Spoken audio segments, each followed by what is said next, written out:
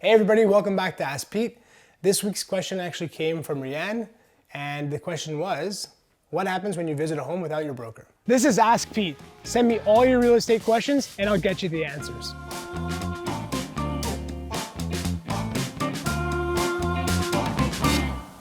So I received a question from someone who is gearing up to buy their first home, but ran into a situation that turned awkward when they visited a house without their broker.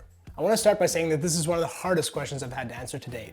Not because the answer is all that complicated, but because I find it really unfortunate that good, honest people can get caught up in situations that make them feel that they've done something wrong or broken some kind of unwritten rule that they were not aware of. Okay, so here's the scoop. There is something we use in real estate that is designed to bring clarity to determining which broker is owed a commission for each transaction called cause of sale.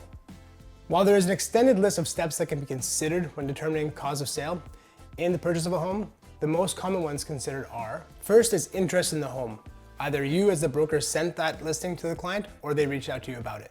Second is an in-person visit to the home with the buyers. And third is the desire to make an offer. Now let's look at the most common example of where this can get muddy. Let's say you schedule a visit at a property directly with the broker who listed the home for sale, or you visit an open house with a listing broker who is hosting. You ultimately decide you'd like to make an offer on that home and you contact a different broker to submit an offer for you.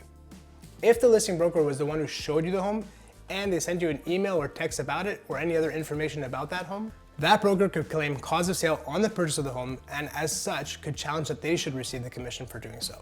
I could go on about what the right thing to do for the realtors involved in the situation is, but I'll spare you the boring lecture and cut to how to avoid it altogether. If you're already working with a broker and would plan to work with that broker to submit an offer on any home you find, it's best to ask them to schedule a visit for any home you'd like to see.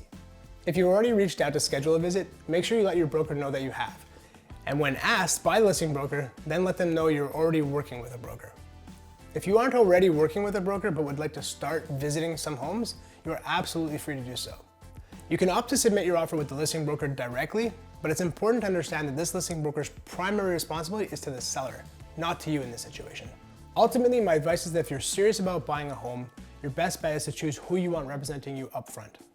So do your homework online, talk to friends and family about their experiences, see who they might recommend, and then interview a few brokers, see who works best with you. To have the best home buying experience, choosing the right person who's a good fit with you is a critical step. Thanks again for watching this week's episode. I hope everything was very helpful. And if you need more tips on how to choose the right broker, feel free to contact me anytime. You can text me, email, call, I'm always available.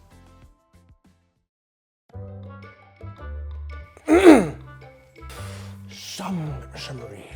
Scroll. You're just there.